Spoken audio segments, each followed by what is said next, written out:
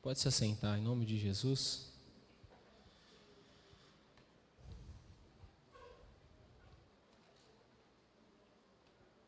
Estou muito feliz, irmãos.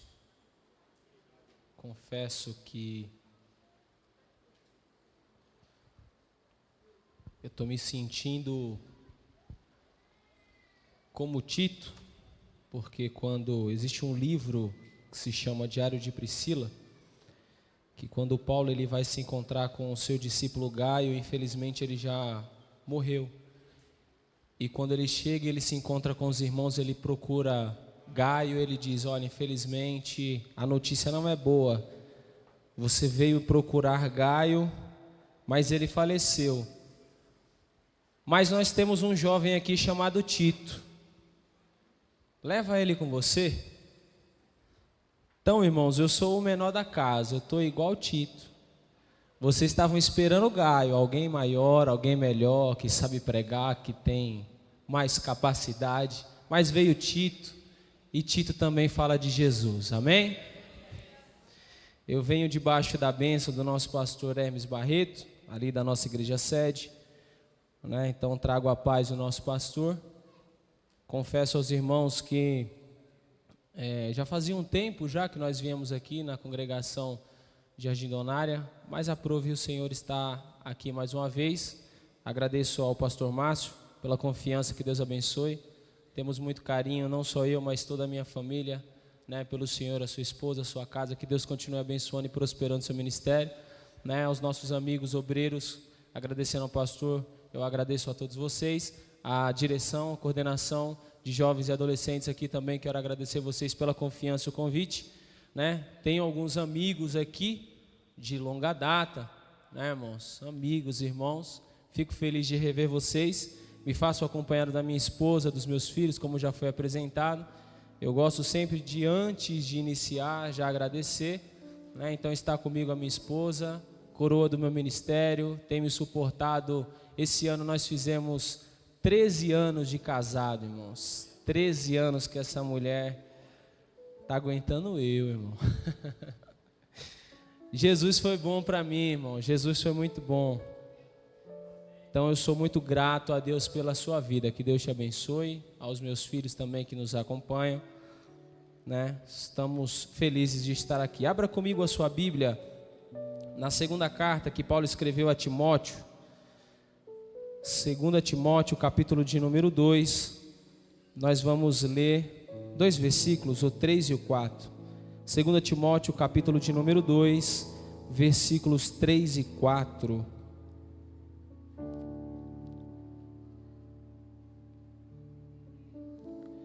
Segunda Timóteo, capítulo de número 2, versículos 3 e 4. Todos encontraram? Que diz assim: sofre, pois, comigo as aflições como bom soldado de Cristo. Ninguém que milita se embaraça com o negócio desta vida, a fim de agradar aquele que o alistou para a guerra. Sofre, pois, comigo as aflições como bom soldado de Cristo. Ninguém que milita se embaraça com o negócio desta vida, a fim de agradar aquele que o alistou para a guerra. Amém? Tem uma canção que diz assim: que o nosso louvor não seja momento, lágrimas vazias, sem avivamento, pois de que vale ter as mais belas poesias, as mais brilhantes harmonias, se não há verdade em nós? Tudo e não ter nada, te dar meus. Eu quero me entregar a ti, entregar.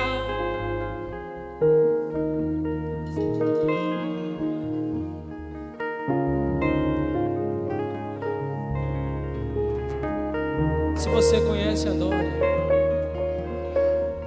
Que alegra-te, seu meu coração. a pena só me emocionar e buscarás. Se não for uma canção que alegra a ti, não queimar por ti. Oh, glória a Deus. A Bíblia vai nos contar, irmãos, a história de um jovem chamado Timóteo. Timóteo, ele nasceu dentro de uma casa que havia uma dualidade de religião, havia uma dualidade de cultura, havia uma dualidade de ensinamento. Timóteo, ele é filho de uma mãe judia, mas também é filho de um pai grego. E a história vai nos contar que mesmo habitando dentro de uma casa onde havia dois tipos de ensinamentos, aonde havia um ensinamento grego-helênico, que era acompanhado pela idolatria, pelos cultos a deuses pagãos, por cultos sexuais, cultos de oferendas a deuses. Ali dentro daquela casa havia duas mulheres, Lóide e Eunice, mãe e avó de Timóteo, que mesmo sendo impactadas e bombardeadas por essa cultura e por esse ensino, porque naquela época existia uma diferença muito grande entre o respeito que a sociedade apresentava entre um homem e uma mulher. A voz que o homem tinha dentro de uma sociedade daquela época, 2-3 mil anos atrás, era muito maior do que hoje. Hoje a mulher, ela já tem um pouco mais de espaço. Hoje a mulher, ela trabalha, hoje a mulher, ela ensina, hoje a mulher, ela advoga, hoje a mulher lidera muitas vezes lares. Muitas vezes a mulher, ela tem que fazer o papel de um homem dentro de casa. Por quê? Porque a ausência de um homem. Mas naquela época, o homem, ele tinha uma força muito maior do que a mulher. Só que mesmo aquelas mulheres sendo consumidas e bombardeadas por uma sociedade machista, uma sociedade autoritária, elas escolheram lutar contra um sistema opressor, um sistema que vinha totalmente contra o que elas aprenderam na sua infância na grande Jerusalém. Elas aprenderam a respeito de um Deus poderoso, elas aprenderam a respeito de um Deus grande, elas aprenderam a respeito de um Deus vivo, que abriu um mar para o seu povo passar, que mandou cordonizes e mandou maná do céu para que o seu povo se alimentasse em meio ao deserto. Um Deus tão poderoso que mandou o seu povo não guerrear, mas mandou o seu povo adorar, e Ele mesmo pelejou por eles. Essas mulheres optaram em ensinar um menino, um jovem menino, um pequeno menino chamado Timóteo dentro da palavra do Deus Altíssimo.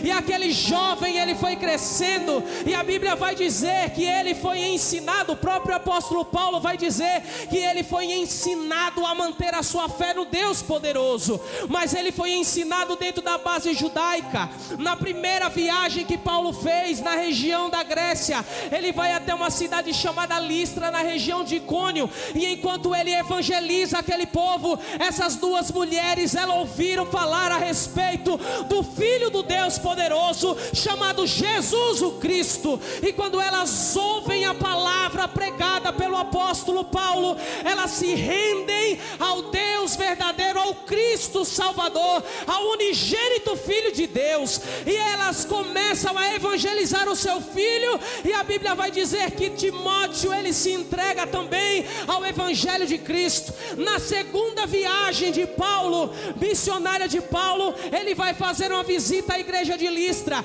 e quando ele chega lá, já não é mais um adolescente, já é um jovem na faixa de 16 e 17 anos, e quando ele chega, aquele jovem não é mais um garoto, ele já é um cooperador da obra do Senhor. E a Bíblia vai dizer que quando ele chega para ministrar a igreja de Listra, os irmãos vêm apresentar: olha, Paulo, esse daqui é filho da irmã Eunice, é neto da irmã Lóide. Quem é esse? É Timóteo, é o jovem discípulo Timóteo. Mas Timóteo não é filho de pai grego? É. Mas Timóteo não é bombardeado pela sociedade? É. Mas Timóteo, ele não poderia estar oferecendo adoração a outros deuses? Poderia. Mas Timóteo não poderia estar corrompido em meio a uma sociedade sexualizada que só quer desfrutar da carnalidade? Poderia. poderia, mas Timóteo optou em servir a Jesus o Cristo. Timóteo optou se separar. Timóteo, mesmo jovem, mesmo ainda novo na sua fé, ele optou ser diferente.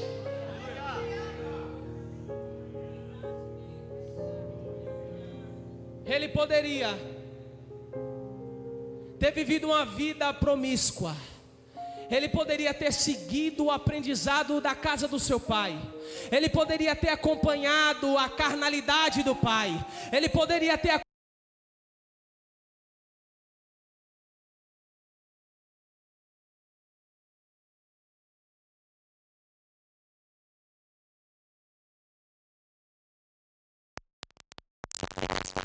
sobre os jovens e adolescentes, que mesmo o que vocês têm vivido nos dias atuais, mesmo em meio à guerra que vocês têm contemplado diante de vocês, mesmo em meio às adversidades, há um Deus no céu que quer que vocês conservem a mente e o coração, que quer que vocês se entreguem a Ele. Por quê? Porque Ele é o único e suficiente caminho para a eternidade.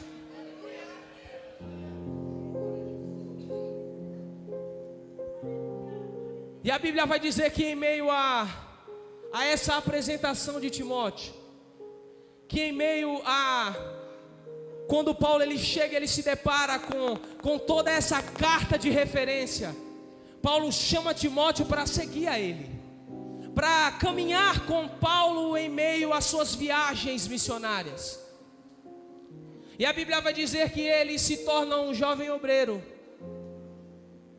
E hoje, quando nós nos deparamos com a necessidade de abrir mão do nosso eu, de abrir mão do nosso futuro, de abrir mão do nosso amanhã, por uma palavra liberada do céu, nós resistimos. Porque hoje, quando nós recebemos uma palavra, quando Deus nos convoca para a guerra, nós queremos abrir mão do nosso, nós não queremos, melhor dizendo, abrir mão do nosso amanhã. Nós não queremos viver a intensidade de mergulhar, de estar aqui, mas não só fisicamente. Nós não queremos abrir mão do nosso egocentrismo, porque nós até glorificamos a Deus quando há uma palavra, um louvor, um hino, melhor dizendo, que diz que você vai conseguir, que diz que você vai romper, que diz que você vai chegar. Mas quando há um louvor e uma adoração que diz, abre mão de tudo por Ele, levanta a tua mão para adorar a Ele, abre mão da tua vida, sacrifica o teu eu por amor a Ele, nós pensamos 2, 3, 4 vezes. Porque não adianta vir aqui todo domingo, terça, quinta-feira, escola bíblica dominical, tá batendo ponto nas reuniões de obreiros da nossa igreja sede, se não for uma vivência verdadeira.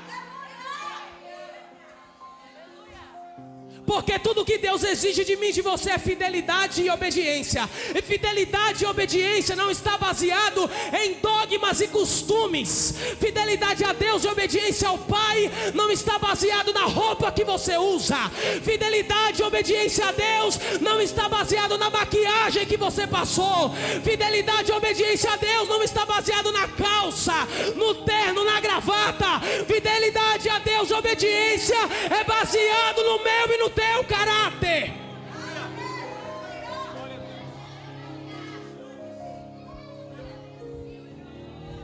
Não é mais tempo para vivermos de aparência.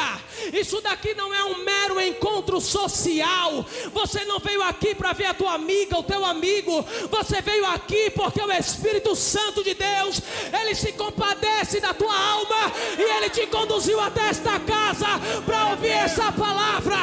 Abre mão de tudo por amor a Ele.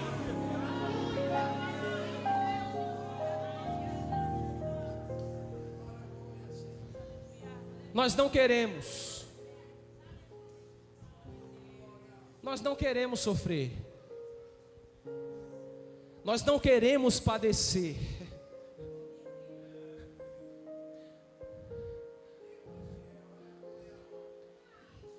Nós não queremos mais ter uma vida de intensidade, irmão. É tudo superficial. Porque tem gente que às vezes ela prefere vir aqui para o pastor não ligar, para o líder não ligar.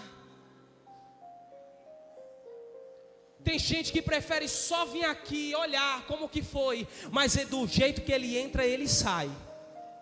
Da maneira que ele entrou, ele passou a semana, ele vai passar o mês, ele vai passar o ano e nada vai mudar. Sabe por quê? Porque Deus, ele não faz ninguém de cavalo. Deus não oprime, não obriga ninguém a abrir o coração. Sabe por quê? Porque Deus está do lado de fora. E Ele diz o quê? O que é que Cristo diz lá para João? Eis que estou à porta aí. Aquele que abrir. Eis que estou à porta e bato. Mas se eu e você abrir a porta, a gente vai ter que deixar muita coisa para trás. A gente vai ter que deixar toda uma vida, todo um passado, toda uma história para trás. Por quê? Porque Deus usa a boca do profeta Isaías para dizer: eis que tudo se fez novo. Esquece o que passou. Não, mas é porque não, esquece o que passou. A partir de hoje é uma nova vivência, uma nova vida. Mas é porque eu estou... Não, esquece aquilo que você está apegado. Esquece o saudosismo do passado. O hoje é agora. Mas isso daí é um gerúndio, irmão Vinícius. O hoje é agora.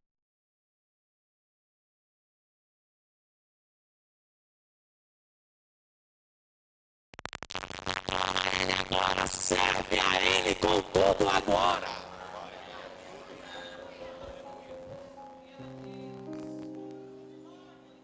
E a Bíblia diz que Timóteo, ele pega, ele viaja, ele entra, ele começa a caminhar.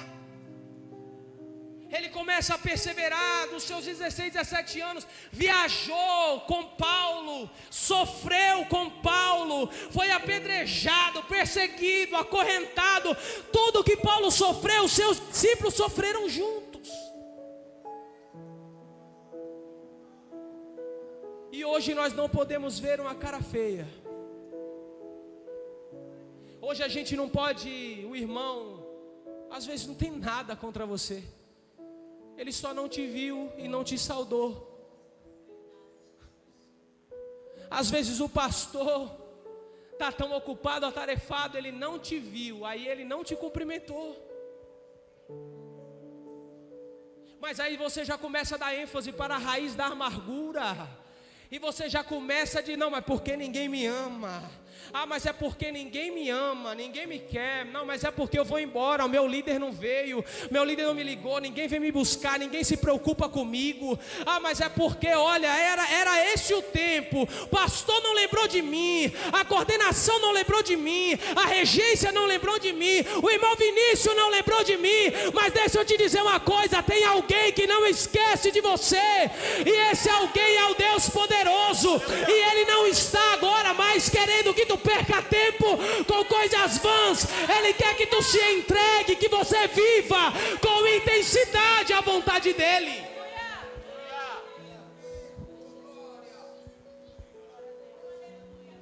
Tem gente enterrando o chamado por causa de uma palavra negativa. Tem gente encostada por causa de uma palavra negativa. Mas Deus está ordenando hoje: te levanta. Porque na Bíblia você pode ler de Gênesis a Apocalipse, não tem um momento que Deus dá ânimo a ninguém. Ele diz: levanta-te, e você tem que ter bom ânimo. Se levanta e se anima. A Bíblia diz que o profeta Ezequiel está ali chorando a amargura de ter perdido a sua esposa. Deus pega ele pelo cabelo e diz: não chora. Você não vai passar pelas dores do luto. Por quê, Senhor? Porque você é meu, e a obra que eu tenho em ti é muito maior do que o luto. É Deus dizendo para alguém aqui: se levanta, porque o que eu tenho em ti é muito maior do que a separação, é muito maior do que o divórcio, é muito maior do que a ausência de um pai, é muito maior do que a ausência de uma mãe. O que eu tenho na tua vida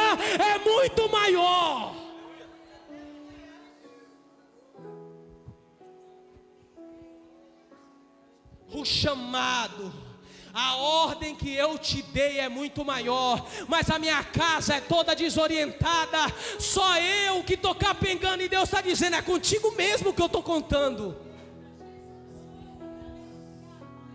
Mas eu estou lutando sozinho, o Senhor não está entendendo a luta e a prova, mas é Deus que está te dando a oportunidade de fazer a diferença no teu meio.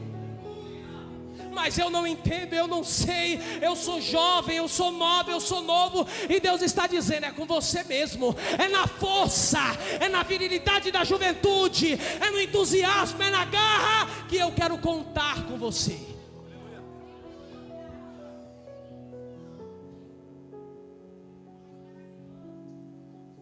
Porque Paulo ele olha para Timóteo e diz assim, meu filho, filho amado,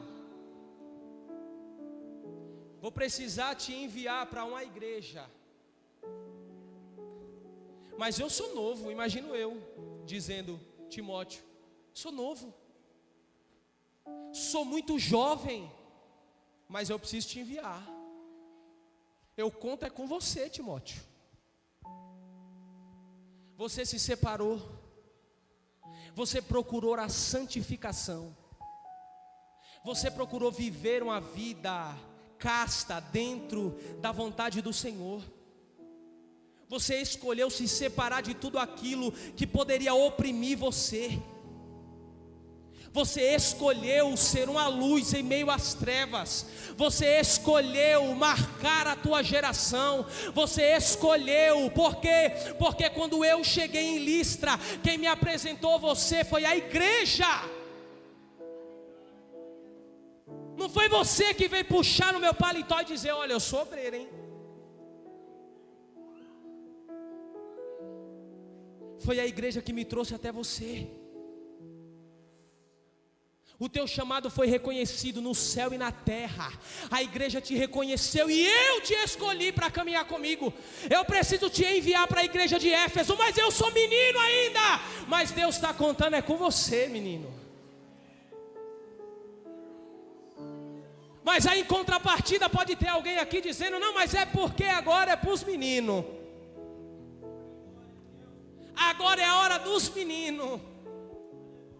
Mas Deus também está dizendo aqui para os mais velhos, eu também conto com vocês, para quê? Para admoestar, para ensinar, para dar base aos meninos e não se acovardem.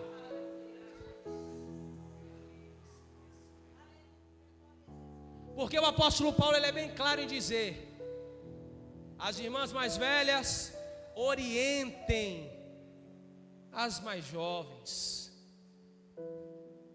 Paulo ele é bem claro quando ele escreve as duas cartas a Timóteo e a Tito, são cartas pastorais. Ele diz, Timóteo, analise muito bem o caráter do varão que você vai colocar do teu lado. Tem que ser idôneo, tem que ser homem e marido de uma mulher só, não pode ser entregue à bebedice, tem que ter caráter, tem que ter perfil de obreiro, tem que manusear bem a palavra, ele tem que viver aquilo que ele prega. E as irmãs, elas têm que estar ali em oração, elas têm que estar no ensinamento, elas têm que santificar o esposo, elas têm que estar ali admoestando os filhos. Mas irmão Vinícius, está difícil hoje, porque quando a gente vai dar uma orientação, quer bater a porta do quarto, quer dar as costas para mim. Quando a gente vai orientar aqui na igreja, quer dar as costas, quer bater o pé, quer ir embora. Deixa eu te dizer, Deus te deu autoridade, Deus te deu graça e experiência, é para você ensinar, mas vai doer, vão ficar com raiva de mim, mas ensine.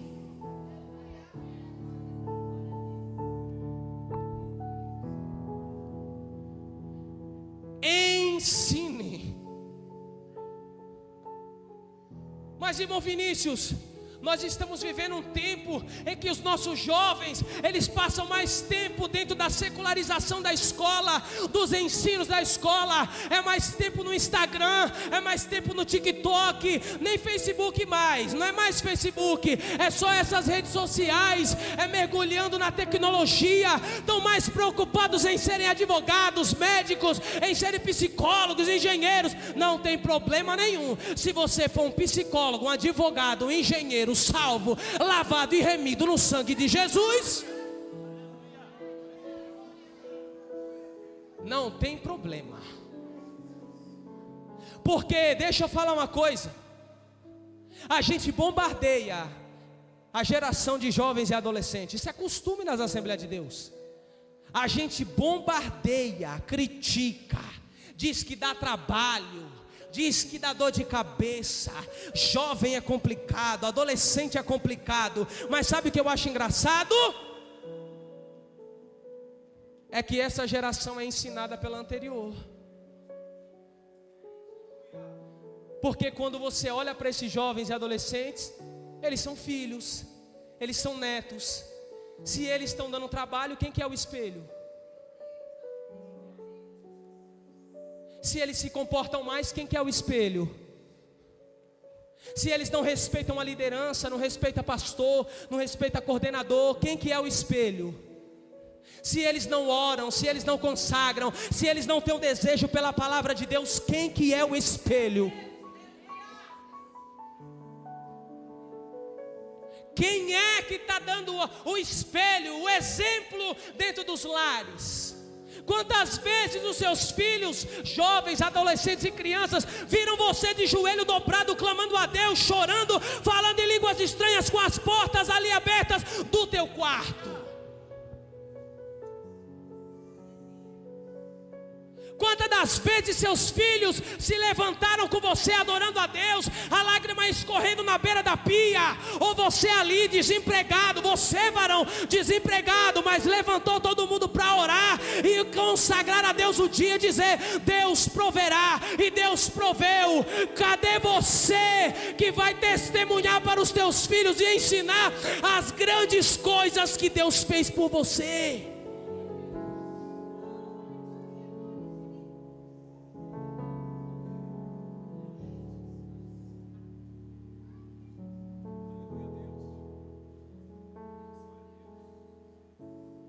Porque uma geração ela cai. Eu fico me lembrando da passagem quando Jesus, ele é abordado por Jairo. Senhor, a minha filha está morrendo. Eu preciso que o Senhor venha socorrer a minha casa. Mas no meio do trajeto vem uma mulher, e ela toca na orla de Jesus. E na hora que ela toca na orla de Jesus, ela é curada na hora. Ela exerceu a fé dela. Aí sabe o que o Espírito Santo ministrou ao meu coração? Para mim poder levantar a geração nova, eu primeiro tenho que levantar a geração anterior. Para mim poder levantar essa geração de jovens e adolescentes, eu tenho que primeiro levantar a geração que está ali com hemorragia interna, mas tem a preocupação de mostrar que está à beira da morte espiritual, mas não quer tocar na orla de Jesus.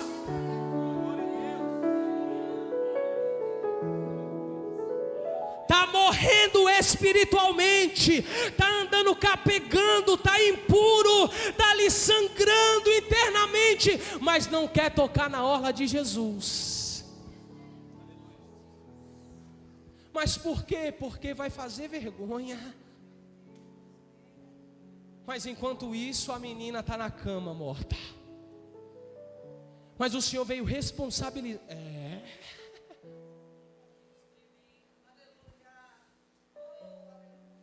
Porque nós precisamos nos levantar e despertar. Nós estamos vivendo um tempo de sono. Nós estamos vivendo um tempo onde nós só nos preocupamos quando chega a data da festividade. com uniforme, se vai cantar afinado, se vai estar tudo bonitinho, vai estar tudo bem organizado. Por quê? Porque vai vir igrejas convidadas, porque vai vir as lideranças setoriais. A gente só se preocupa em festividade, festa, festa, festa, festa, mas e as almas?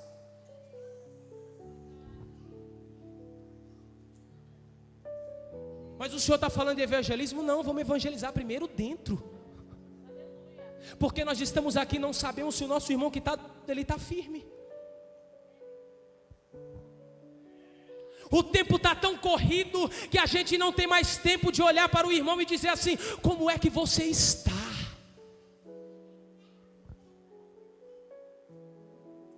Nós não conseguimos mais viver aquela passagem que Paulo escreve lá aos Coríntios: olha, levai aos santos. Não dá. Porque se levar para alguns santos, vai correr.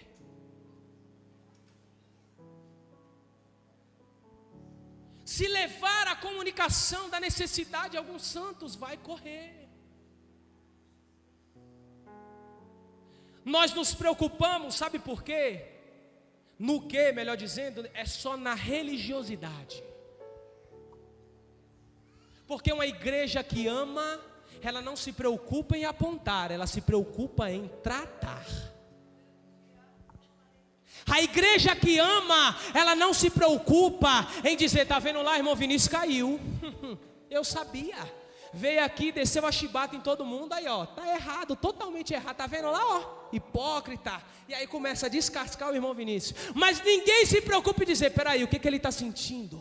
Vamos ajudar, vamos amar, vamos trazer para dentro. A gente prefere olhar como um leproso e afastar as pessoas de nós. As pessoas olham para nós somente para a religiosidade, porque não enquadra dentro daquilo que é o nosso costume. E a gente não consegue entender que a alma é muito mais importante do que o exterior.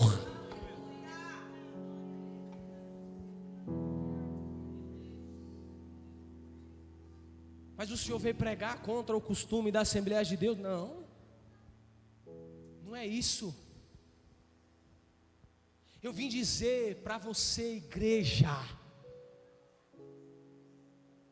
a jovens Timóteos, precisando de uma mão para levantá-los, há potenciais, há chamados parados, coisas que você nem imagina, que Deus vai fazer através de vidas. Mas nós precisamos abrir os nossos olhos e sair da nossa carnalidade no nosso mero costume. Porque Paulo, ele olha para aquele menino, ele envia ele para a igreja de Éfeso. E quando ele chega na igreja de Éfeso, ele não chega recebido com flores, ele não chega recebido com aplausos, ele não chega recebido ali com um ovacionar de pessoas. Não, ele chega já com perseguições, ele chega já com calúnias, ele chega com afrontas. Mas Paulo escreve para ele e diz: meu filho amado, fortifica-te na graça de Deus que há em ti. Oh, glória!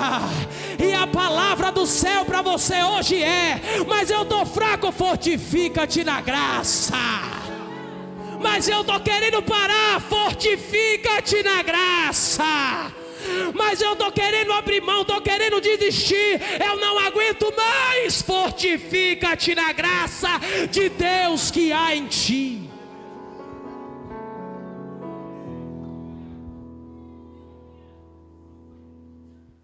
Aí Paulo, ele narra, ele pede para que ele se fortaleça na graça. Aí a gente imagina, agora vai vir aquele bálsamo. Ele diz: olha,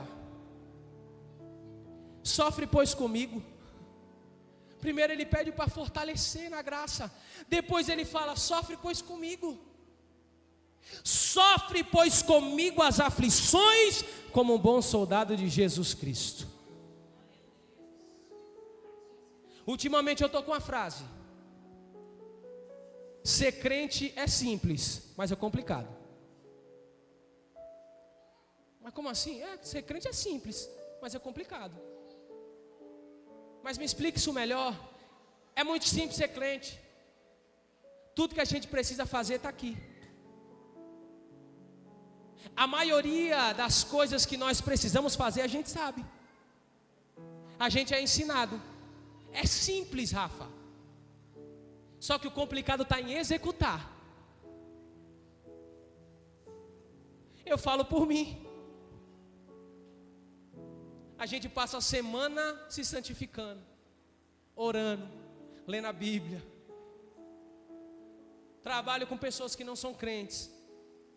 Está no trabalho, quer ouvir músicas mundanas. Eu coloco o meu fone, vou ali alimentando o meu espírito e vou adorando a Deus ali em oração e espírito.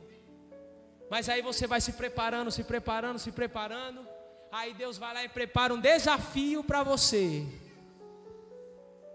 Vou testar o Vinícius. Vamos ver se toda essa semana foi o suficiente para ele ter autocontrole, para ele ter domínio próprio. Vamos ver se ele vai conseguir se sair bem. Aí Deus prepara primeiro aquele estresse, aquela luta. Aí você vai ali, Jesus me ajuda. Oh meu Deus, meu Pai. Você inicia o dia orando, adorando. Daqui a pouco, antes do almoço, já vem ali um problema. Depois do almoço, 2 problemas. Antes de vir para o culto, mais 4 problemas. Aí você começa a bater o desespero. Aí você já começa a querer perder a paz. Você já começa a querer sair da graça. Porque é simples, mas é complicado.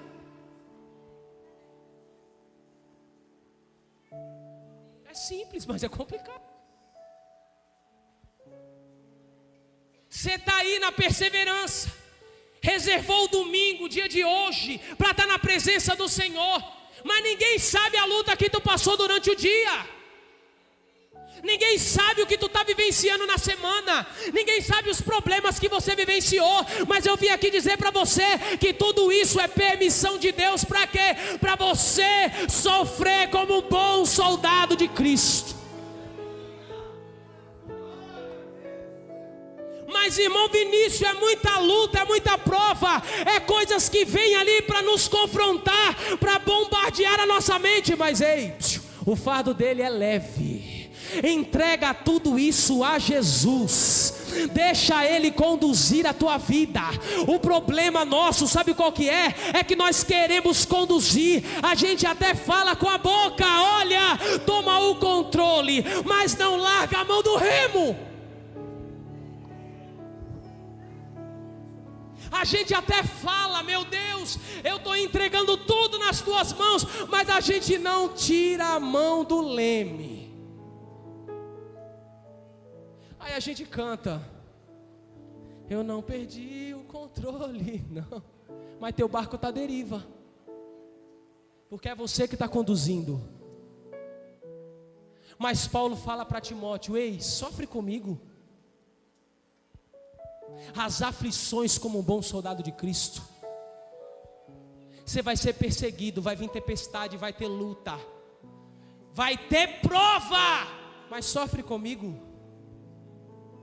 Sabe por quê, Timóteo? Ninguém que milita se embaraça com o negócio desta vida, a fim de agradar aquele que o alistou para a guerra. Porque o que você vive não é somente um dia. Você não vive uma mera semana. Você vive uma guerra todo dia. E Paulo ele convoca Timóteo. Timóteo, eu estou te escrevendo essa carta. Muitos dizem que foi a última carta que Paulo escreve antes dele ser decapitado. Timóteo, eu estou te chamando para sofrer junto comigo. Porque se tu vai sofrer junto comigo, como um soldado de Cristo, se tu vai militar, tu não vai se embaraçar com problema na vida. Porque você não vai querer desagradar o general que te alistou. E a pergunta de Deus para a igreja hoje é: você não se alistou para a guerra? Você não se alistou para fazer parte desse exército? Você não se alistou para viver a vontade do Deus Todo-Poderoso? Sofre, pois, comigo as aflições. Você não escolheu estar caminhando comigo lado a lado? Você não escolheu estar perseverando comigo lado a lado? Sofre comigo as aflições, mas milita e não se embaraça. A palavra é não se embaraça, porque o tempo é findo, e é chegado o momento, eu creio assim, de que a igreja vai ser chamada para a eternidade. Porque para muita gente isso hoje é coisa, faz muito tempo que a gente está esperando, faz muito tempo que a gente está aguardando. Mas cuidado, porque um bom soldado de Cristo, ele não se embaraça com as coisas desta vida. Um bom soldado de Cristo, ele não se embaraça com as fofocas da vida. Um bom soldado de Cristo, ele não se embaraça com as fornicações da vida. Um bom soldado de Cristo, ele não se embaraça com os adultérios da vida. Um bom soldado de Cristo, ele não se embaraça com as rebeldias da vida. O bom soldado de Cristo, ele não se embaraça em viver uma dualidade de vida. Em uma hora está aqui diante de todos, presente diante de todos, mas na sua intimidade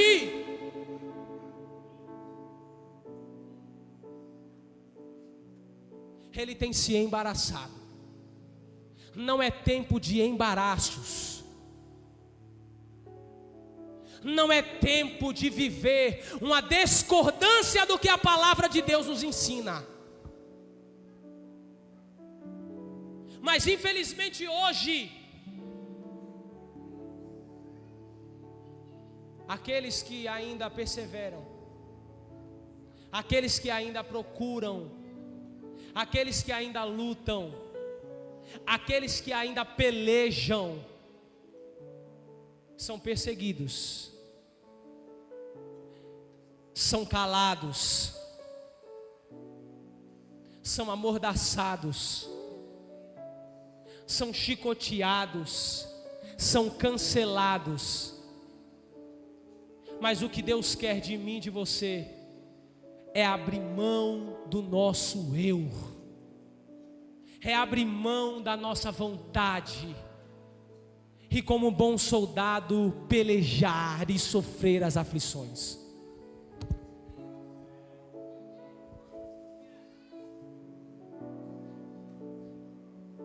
E eu quero nesta noite, com autorização do pastor, fazer um apelo.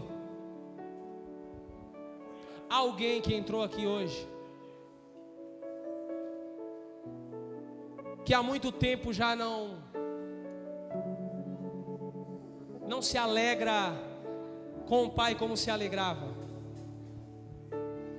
ou de repente você nunca teve a experiência da alegria, você nunca teve a oportunidade de estar aqui. Hoje o Pai te espera diante desse altar. Hoje é o dia que o Senhor reservou, preparou para você. Porque você pode até dizer, mas eu não sou igual Timóteo, eu não consigo viver separado como Timóteo viveu, eu não tive uma base como Timóteo teve. Mas a Bíblia também vai falar a respeito de um jovem chamado João Marcos, que começou até a caminhar com Paulo, mas desistiu. Paulo brigou com Barnabé por causa de João Marcos, que não quis viver a vida missionária. Mas no final ele disse para Timóteo, traz João Marcos, porque ele muito me é útil. Mas o que é que isso tem a ver comigo? Você é útil na casa do Pai. Cadê você que veio hoje aqui com o teu coração quebrantado, esperando ouvir uma palavra, uma palavra de chamada, chamando você para a vida com Deus, te chamando para a realidade com o Senhor. Cadê você que entrou hoje aqui nessa casa e veio para se reconciliar com o Pai?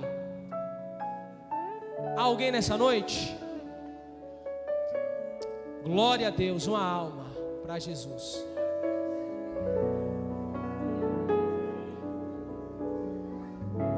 Alguém pode acompanhar esse jovem? Qual é o seu nome? Emanuel. Alguém pode vir aqui acompanhar o Emanuel, por favor? Alguém pode dar um abraço no Emanuel? Tem mais alguém além do Emanuel?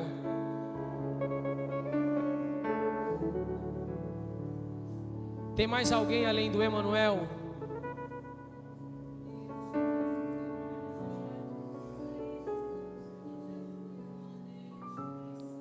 Há mais alguém nessa noite? Quantos creem na libertação, irmãos? Está fraco. Quantos creem que Jesus ele tem poder para libertar?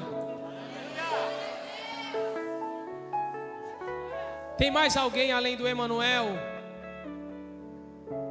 Está sentado na cadeira, mas está com o coração aí, brigando aí dentro.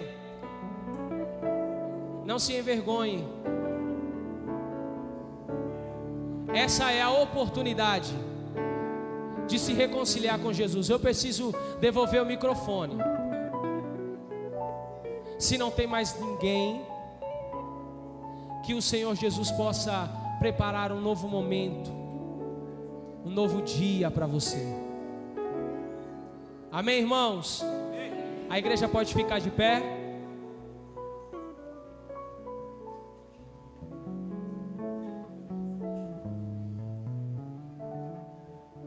Estenda suas mãos aqui para frente, por favor. Nós vamos orar pelo Emanuel. Eu não sei quais são as circunstâncias da vida do Emanuel, também não me interessa. Não sei quantas vezes ele já veio aqui na frente, também não me interessa. Para mim o que importa é que o poder de Jesus, ele é atual. Ele não mudou. Então vamos orar pela vida do Emanuel, amém? Senhor Jesus, nós estamos agora nesse momento, Senhor, apresentando a vida do Emanuel. Pai querido, que o Senhor possa transformar essa vida. Meu Deus, que o Senhor possa estar ministrando sobre ele o Teu Espírito Santo, e que o Teu Espírito Santo venha purificar e limpar através do Teu sangue a vida do Emanuel. Pai querido, que toda a mente seja transformada, que o seu interior seja transformado, que ele venha ter uma nova história contigo, que o Senhor venha escrever o nome dele no livro da vida, e que ele venha ser liberto de todo o espírito que o aprisiona. Pai querido, venha repreender, meu Deus, venha repreender toda a opressão de Satanás, e que as tuas mãos, Senhor, poderosas possam tirar ele do lamaçal do pecado, que ele possa ser transformado pelo teu poder. Pai querido, nós cremos na tua palavra, cremos que o teu nome tem poder, e no nome de Jesus agora nós apresentamos o Emanuel, e todo espírito maligno vai bater em retirada, porque tu és poderoso. Tu vai trazer estabilidade emocional, tu vai trazer estabilidade espiritual, porque tu és poderoso. Nós te apresentamos o Emanuel no nome de Jesus, e a igreja diz amém. Glória a Deus, aleluia.